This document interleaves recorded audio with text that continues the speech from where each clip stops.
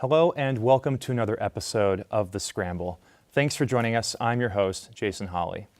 84 million accounts at JP Morgan Chase were recently compromised this summer. JP Morgan is the world's largest and oldest bank in the United States. We will discuss the state of security within financial institutions and the measures they are taking, if any, to keep our accounts safe. We will also discuss Hong Kong's full democracy protests, referred to as the Umbrella Revolution. Lastly, we will discuss the $200 million project, the Las Vegas plan to build a new soccer stadium, which will bring a Major League Soccer team to the city. Before we begin the discussion, let me take a moment to introduce our panelists. First, we have James Schaefer, a sophomore pursuing journalism and media studies. Next, we have with us Megan Lee, junior in journalism and media studies. To my left, we have Lindsay Diwali, a freshman in broadcast journalism. And finally, we have Aaron Shima, also a freshman in journalism and media studies. Thank you for joining us. Of course.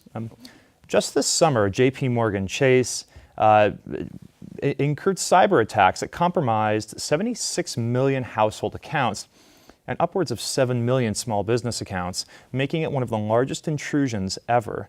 Target, Home Depot, and a number of other retail stores have undergone various revisions to security protocol, yet attacks are still happening. Jamie Dimon, JP Morgan's chairman and chief executive, states, quote, "We're making good progress on these and other efforts, but cyber attacks are growing every day in strength and velocity across the globe." JP Morgan stated in the past that it plans to spend $250 million on digital security annually, but has lost many of its staff to other banks over the last year. Are these financial institutions doing enough to ensure the safety of our accounts? And if not, what might be the best way to ensure safety among our accounts? James, what if I start off with you? And tell me about this. What are your thoughts here? My first thought, of course, is thank goodness that it didn't get in any social security numbers or into any actual accounts. It only got addresses, contact info. That we can for sure know that our accounts are safe, but our addresses are known.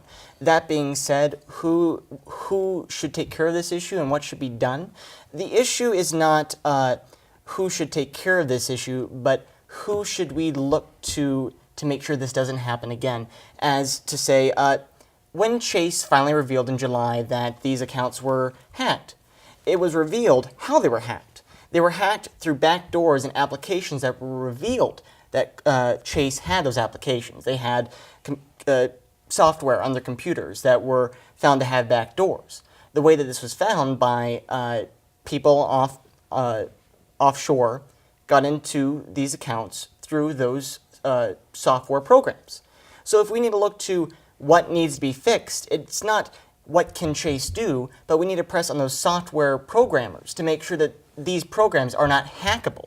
It's not how is Chase to blame, but with these applications and software programs, how can we make sure that our applications and programs are more well protected if we put all this information into it? Okay, so we should also note, the New York Times reported earlier this morning that this attack was actually being monitored by the White House. The White House apparently was monitoring the systems of JP Morgan Chase to a degree, and the attack set off a so-called alarm.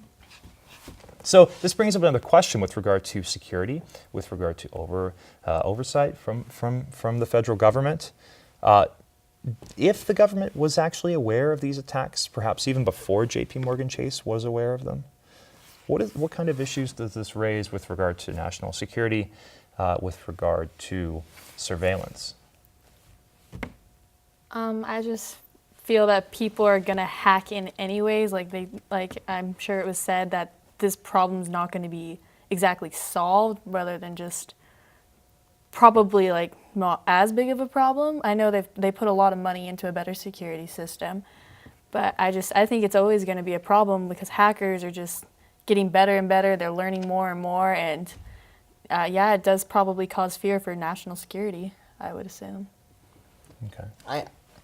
I think if the White House has the utilities to know that there is an alarm, they should alert Chase, but I don't think they should jump to make any action on it. Just alert the company that they are being hacked, but don't step in and have any action. If they do, that's the government stepping in on an issue that that the bank can take care of. Okay. Me?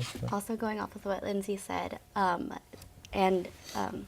they hacked what people could find on Facebook or any other social media. They found their phone numbers, their address, and what anyone else can find. They didn't get social security numbers and more the important things. So I don't think they should spend more money, but hire better people.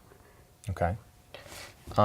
Going back is, I feel like it's hacking and preventing hacking is just basically an arms race and always will be. Anytime you set up a protective measure, someone is always going to find a way around that protective measure. So the only way, you can't find one permanent solution to fix the problem. You have to constantly evolve your way of thinking and how to prevent that. And it kind of shows with the hacking though is how you lose, if somebody gets a hold on 2 pieces of information on your life, how they can basically take over your identity theft, just with your social security number and like your driver's license, and they can basically open any account that you want. Mm-hmm. Interesting. Well, it does raise an interesting topic, though. I think we are going to move on. I think we will leave it at that. It does raise a good question, and I think we can segue that into our next topic. With regard to Hong Kong, the Hong Kong protesters, who mainly consist of students, are protesting for political freedom and are using umbrellas to protect themselves from police pepper spray, gaining the name Umbrella Revolution for the movement for democracy, primarily led by Joshua Wong and others, is challenging the government for the right to elect the head of Hong Kong government. While other generations are opposed to such changes, they are fearful that Beijing will withdraw the freedoms they have and continue this existing state, which has been an interesting balance between communism and the free trade area known as Hong Kong, which has been exempt from the sort of communist,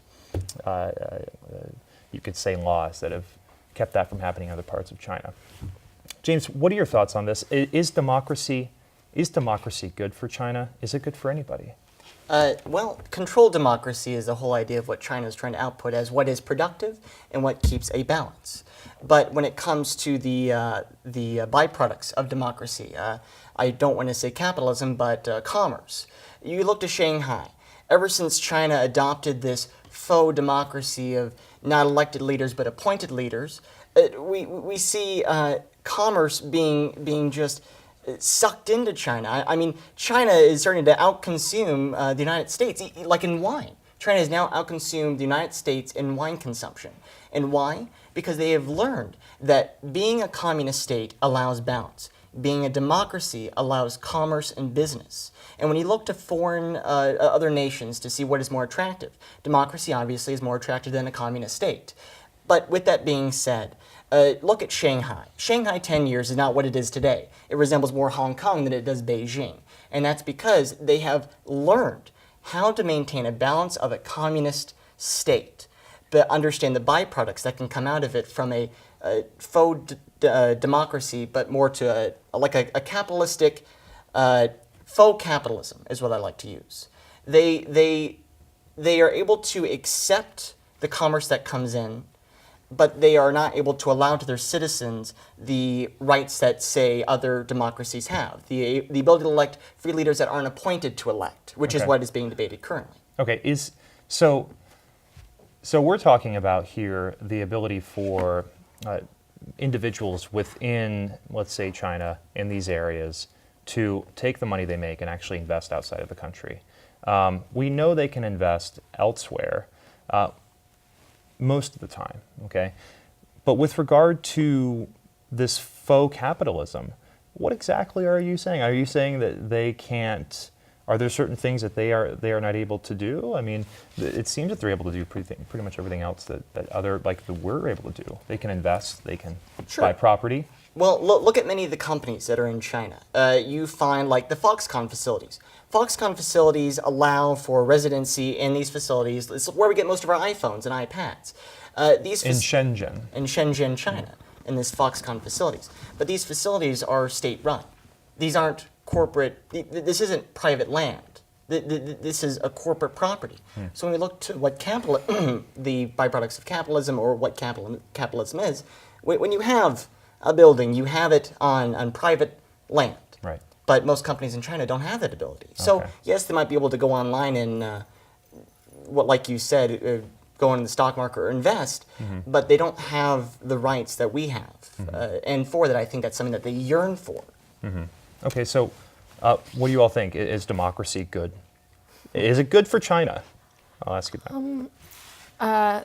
It seems that the youth is the one that is like they're the ones protesting. They're the ones that want more freedom, or they want the right to choose their democracy. So I mean, I think it's just, times change, and they're seeing more of the Western civilization, and they see that they want that, and it's probably what's influencing them. And I mean, if it's what the majority of Hong Kong wants, then I think they probably know what's best for them at that. Are you referring to consumerism, particularly, or? Because that is the question. What do they want? Yeah, I think they want what most people want, is the freedom, the right to be able to choose your leader, because as far as I'm concerned, they don't like who they have right now, and they want the right to choose their own leader. I mean, they are the citizens. They deserve a say. Okay. I believe they deserve a say too. That's why we have the black market, because they're not allowed to do some of the things we are capable of doing. So if they become a democratic place, then it will open a lot of opportunities for them, and we would have less of a population, because then they would move here for more opportunities. So they might move here if China can't. I believe some will resort to that. I mean, they seem to like they've made their point that they want more of a Western civilization kind of there.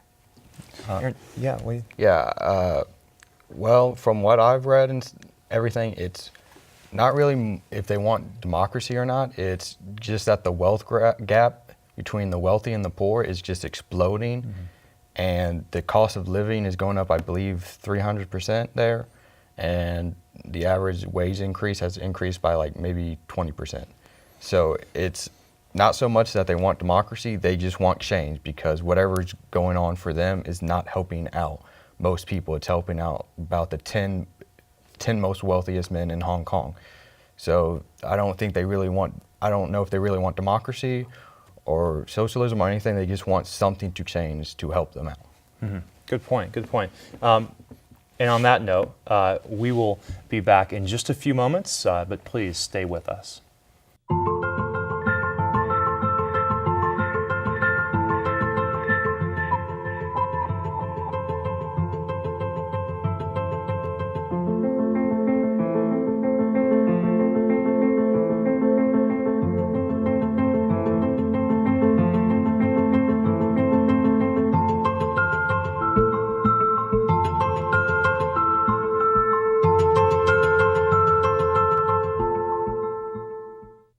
Every year, millions of young women try to change the skin they were born with and say they'd die for darker skin. Sadly, some actually do. Change your thinking, not your skin. Stop tanning. Learn more at spotskincancer.org. Help support the Breast Cancer Patient Education Act, a bill that will help make sure women facing a mastectomy are told all their options about breast reconstruction. Visit broaddayusa.org for more information. I remember the moment. I'll never forget that moment. That changed my life. At that moment, it hit me. This is why I joined the Guard. We're soldiers, always ready to protect our country. But we've also got communities.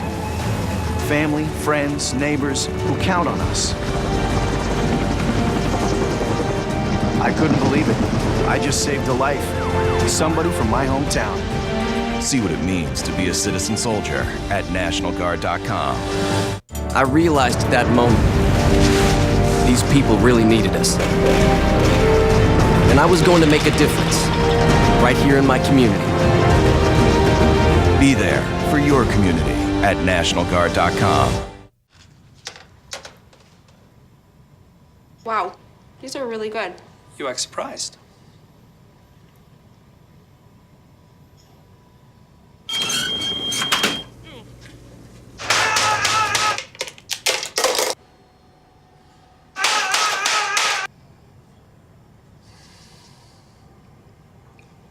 Practice makes perfect. You don't have to be perfect to be a perfect parent. There are thousands of teens in foster care who don't need perfection. They need you. Did you know kids who play outdoors have healthier lungs? Totally. Did you know that boys that play with dolls make better husbands? My son has lots of dolls. But did you know terry cloth diapers breathe better? I did. It's totally true. Oh, yeah. Did you guys know statistically friendly kids have more friends? Yeah. That's obvious. Did you know most people think they're using the right car seat for their kid, but they're not? Parents who really know it all know for sure that their child is in the right seat. Visit safercar.gov/the right seat to make sure your child is protected. NFC, AFC, offensive linemen, defensive tackles, quarterbacks, and cornerbacks are all living united to ensure the academic success of millions of kids in our communities all the way to graduation day. But that won't happen without you. So take the pledge at unitedway.org. Make a difference in the life of a child. Suit up like your favorite NFL players and become a volunteer reader, tutor, or mentor with United Way. In previous months, there has been speculation on where the funds will come from for building a major league soccer stadium. The $200 million project, which initially planned on using hotel room tax money, has made a significant change in the funding process. The vast majority of the project will have to be funded privately, and Mayor Goodman announced that changes made to the city's financial commitment to the stadium include a cap of $115 million to around $50 million should the city of Las Vegas move forward with the plan to build a major league stadium. And of course, the question, if we were to bring in a stadium of this nature, is what does this have on the local economy? And is this good for the local economy? James? I believe it comes down to more of a short-term versus long-term goal. Short-term wise, I don't think we're going to see the audience that we're being promised. But long-term wise, I think a stadium could be amazing to the city. I mean, more money, more business. I see in the long term, a soccer stadium would be quenching the thirst of many people in the valley. I don't think right now, currently, we have that big of a soccer audience, but I think in time we will.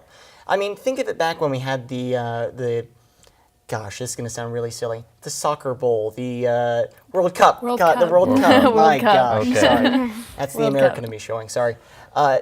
When that happened, we saw an audience in the United States that had never been more apparent than it was during that game. Yeah. I mean, not only was this audience growing, but we were also winning, and we thought, my God, I mean, we might actually have a chance. And right after we had lost, we didn't care much about it. But I say that as in the American audience didn't care much about it. They lost interest. I can't say the same for me, but I would say generally an audience did decline.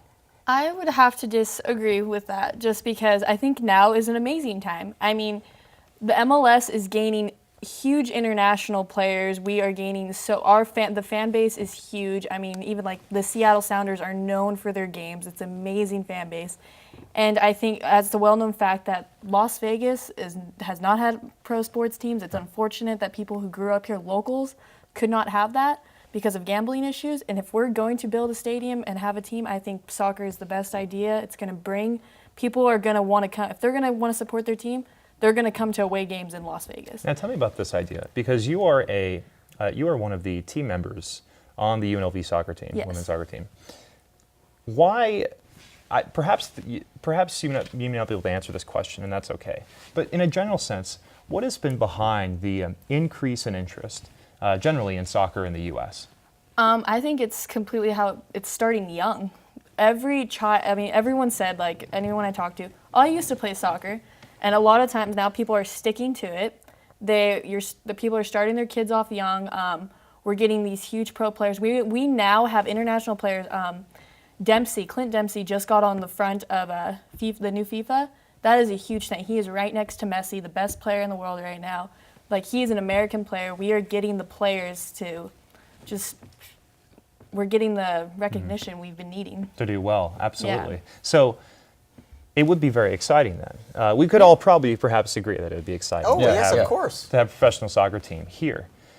But there has been a lot of talk. I mean, when we go back and look at members of the Board of Regents at UNLV and other community leaders, Mayor Oscar Goodman, they have quite frequently noted that Las Vegas, we need to take these steps to diversify the economy. We have to diversify, diversify. It's been this key word.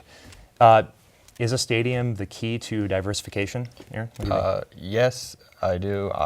Once again, with what they said, I do believe soccer is the best sport to have a professional team here, just because of all the locals here, with all the other major sports, MLS, NFL, NBA, you see them, and they all have their allegiance to it already. So the only time that they would come to the game is if it was a away game. Like, I'm from Washington, D.C. Well, I'm not from Washington, D.C. I'm from Indiana. But all my family was from D.C. I grew up a Washington Redskins fan. We wouldn't go to an NFL game and support the Las Vegas team. We would go when the Washington Redskins were there and root for them. But with MLS, since it's such an emerging market, and we do have a big Latin American population here who is very much in love with soccer, and MLS hasn't been around enough to have the allegiances formed. So I feel it might not go well in the first 5 years, but after that, people will be coming to the game. And once again, with the World Cup, having a soccer stadium in a big city, the capital, the city of entertainment, Las Vegas, might help the U.S. with the bid for a World Cup. So, okay, Megan, what are your thoughts on this? I honestly will have to disagree, just because there is more of a clientele in the NFL and NBA teams. We do have great potentials that are better fitted for, say, if we open up a football or a basketball team. And we also have the sports book in each casino that brings in so many people during Super Bowl and whatnot. So I think opening up either NBA or NFL team in Vegas will be better for the long run, since it will bring in more viewers. How about the types of jobs this will create? That's what I'd like to bring into this picture as well. What type of jobs might this create? What type of ripple effect might this have on the valley? I think it could cause a boom, just like when we're building IKEA right out past near Summerlin, I think. They built it out in a big empty lot. They're hoping to attract in those big empty lots a boom in that area, a residency to form and a commercial hub to form. And the same thing with the stadium. But my issue with the stadium is that, just like you said, we have allegiances to our team, correct? This is a tourist destination. Talking short-term goal and ignoring the long-term goal, and I want to say before I say anything else that I do support the stadium being built, but we are a tourist destination. And by that, when we're looking to who will be attending these stadiums, it will be primarily locals. So when we think of where we want to put this stadium, who do we want coming to this stadium, we shouldn't be advertising to the people coming to the city. Right. We should be advertising to the locals. Yes. This should be more of a local issue, and it shouldn't be built right on the strip. Maybe it should be built where there isn't a smog forming over, where all the traffic is being blocked up. I think there are some better options to the audience that this is being built for, the locals. So I should mention that this is being built in the downtown area, or the plans are to build it in the downtown area. The booming downtown area. Is it booming? Sure, why not? Can you tell me about that? Is it booming? It sure will when the stadium's built, if it does. But yeah. What are your thoughts on that? I agree. It should be having it in the downtown, it makes sense. I mean, if you want to attract, something that a lot of international tourists, they're soccer fans before they're football fans, original football. They will be more than happy to go see a game here. And so that's fine with having the downtown. I don't have a huge issue with that, but it should be a local matter. I also grew up playing soccer here when I was younger. I lived here, and club soccer is absolutely huge in Las Vegas. We are a powerhouse of club soccer teams in the nation, and it would be amazing for the locals to have something to support. And for jobs, I think it'd be great. I mean, if like me, I want to be a sportscaster. My only option to stay here in Las Vegas and be a sportscaster is to be one for UNLV. It'd be nice to have a pro team here. So absolutely. Megan, how do you give us what are your final thoughts? I'll move to Aaron, perhaps, with the final thoughts there. But location-wise, I think downtown is horrible. Working on the Strip, it's already hard enough to get to my job. Yeah. So where Sam Boyd Stadium is, it could be around that area or somewhere where not a lot of people go to in general. Right. But job-wise, I believe it'll open up great opportunities. Yeah, just have to kind of reconsider that location. There are perhaps. pros and cons, yes. I see. Aaron, why don't you give us your final thoughts on this topic? All right, final thoughts is, once again, I don't think the downtown area is the best place to have it, just because one thing, traffic's horrible on day-to-day basis. If you have a big stadium and you do get the fan support that you have, that's just going to create a hassle like every weekend. It should be out kind of like how the NASCAR track is and the football stadium is, a little bit out further away, but still close enough where it's like about 15-minute drive to get there. But even if we don't get an MLS team here with the stadium, I feel like it'd still be good, because then you can start hosting other events like MLS All-Stars versus the World is a very popular thing, and they're just looking for any city to have it in. One year they had it in Indianapolis, which doesn't have a major league sports team, and that was just a huge boost to the economy. Interesting. Well, thank you for that. And always very interesting discussion that we can bring into our next episode. But that is all the time we have for today. Share your opinions and any ideas or topics you would like us to scramble about to thescramble.unlv@gmail.com. You can also catch full episodes of The Scramble at UNLV-TV. For all of us here at The Scramble, thanks for joining us, and we hope to see you next time.